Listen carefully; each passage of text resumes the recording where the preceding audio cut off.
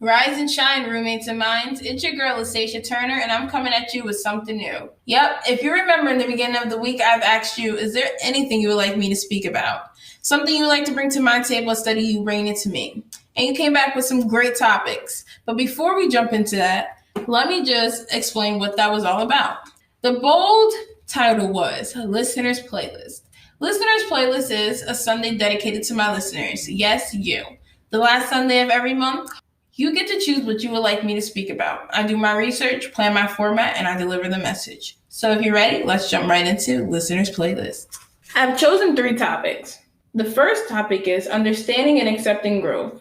I'm just going to discuss the 3 terms, which to me are obviously understanding, accepting, and growth. Explain to you what my growth garden is and how those 3 terms apply to my growth garden. We're also going to speak about COVID ties with human trafficking and how it affected organizations that's helping human trafficking victims and how COVID is also affecting the victims themselves. Lastly, we're going to speak about disabilities. Disabilities was an exciting topic for me to take, but a hard format for me to plan on or to even discuss about or find a topic to discuss on when it comes to disabilities. So if you're ready, let's jump into value 1 of Listeners Playlist. I'm just going to explain how growth, understanding, and acceptance are tools to my garden. And when I say growth garden, a garden to me is something that produces organic life. So that's why I like to speak on a garden when I'm speaking about my growth as a person and how these 3 terms are tools. So the first tool is growth. Growth means the act or process or a manner of growing development, gradual increase. Okay? One word I pulled out of that definition is process. A lot of people tell you to trust the process, but do you even know what the process really is? Because we all learned or we all know that our stories can be very similar to somebody, but they're never the same, which means your process and your growth would never be the same when somebody says, trust the process. Looking up process, as you would know, a lot of words have many definitions. So that one definition I pulled from process was it means a continuous action, operation, or series of changes taking place in a defined matter. Defined matter. Defined matter is a bold 2 words that stand out to me because what are you trying to define? Who are you defining for? When it comes to my growth, I'm trying to define for myself. And when they say defined matter, I'm just thinking of I want to make sure when my growth has sprouted to the best possibility it can be, I want to make sure all my lines are in a row for myself, not for anybody else. I want to make sure I have the career I dreamt of, not working at a job just because I have to. I want to have the car that's comfortable for me, not because I'm trying to get to A to B, you know? So that's what defined matter means. And because of growth, that is an important tool to me, which made me come up with my own definition. Define for greatness when the whole process is over. After I'm finished growing and learning all the lessons I can possibly learn to be prepared to be at peace and happy for myself, I'm going to define for greatness. And I'm going to be great at everything I have learned through my process. I'm going to have everything I have wished for, and everything I have hoped for when the process is over. Understanding is another important word for me as well. Understanding means superior power of discernment, enlightened intelligence. Okay? Now, understanding is an important part of growth because you have to understand somebody's actions to be okay with yourself.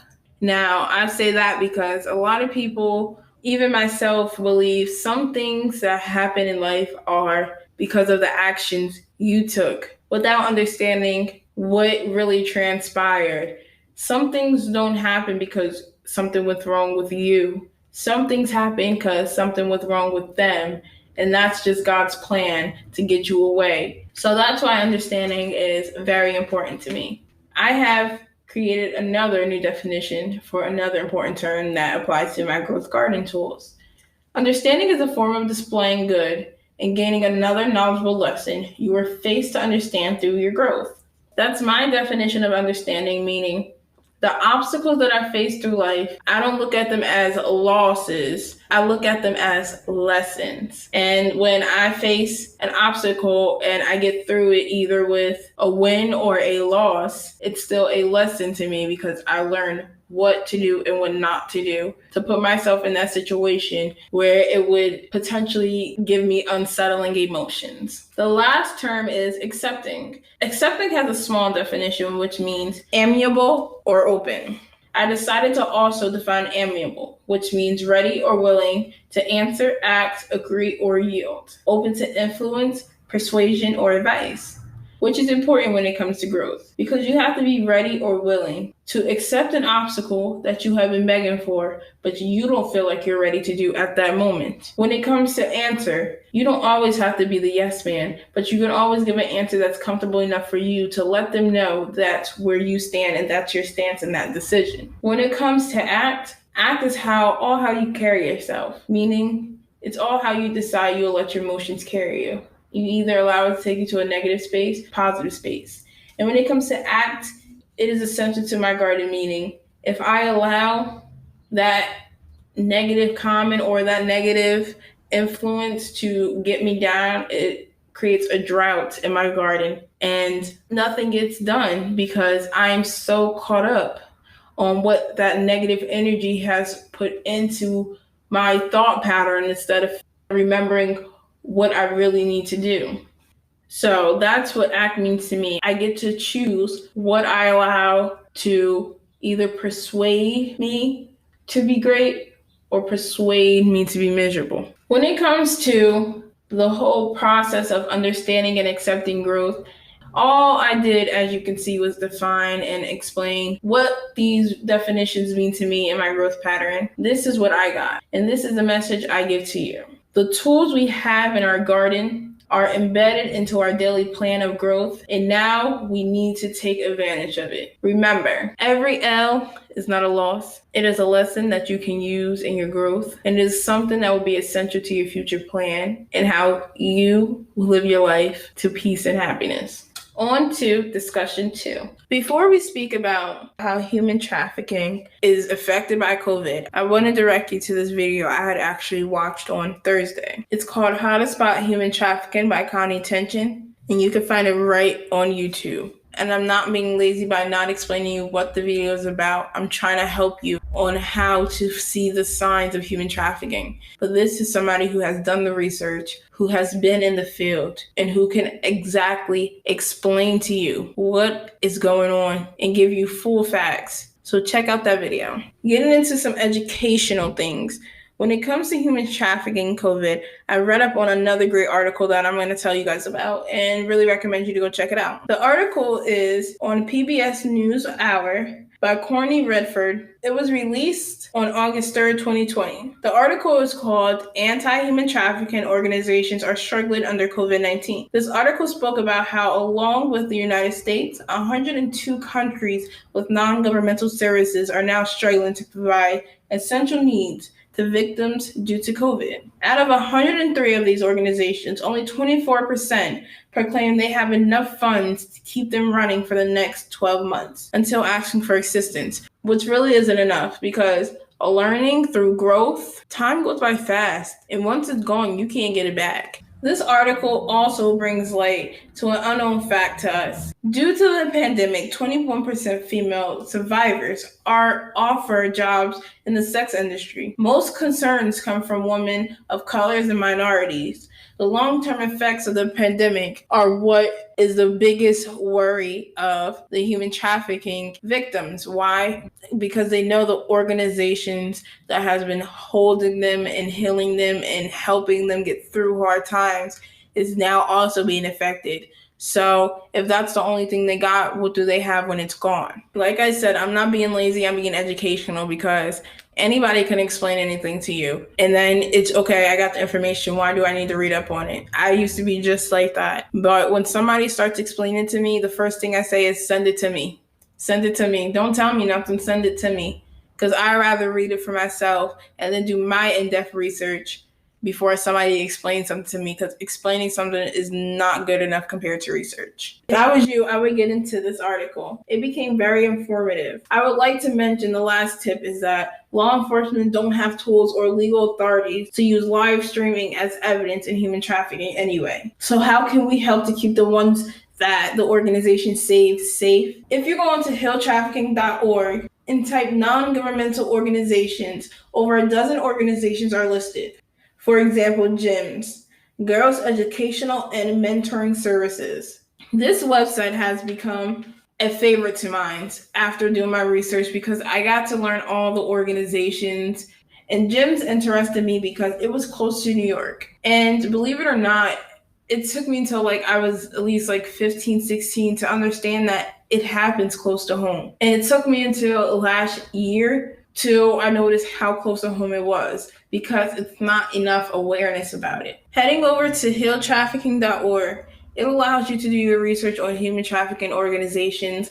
It gives you information on organizations that help women, victims, children. The website again was pbs.org, and the article was anti-trafficking organizations are struggling under COVID-19. And the video that speaks about slavery and the ties to human trafficking and how human trafficking starts at 15 years old, basically ninth graders. We are down to our last topic. And if you remember in the beginning of the intro, I said this was a hard one for me to do. Not because I didn't enjoy doing the topic, because I didn't know how to speak about it. I don't go through the issue. I am just a person who is worried about saying the wrong word. I believe every community has their rightful words where they like people not to say and what not to say. And I feel like I did my research, but I feel like when it comes to this situation and somebody with disabilities asks me to speak on this,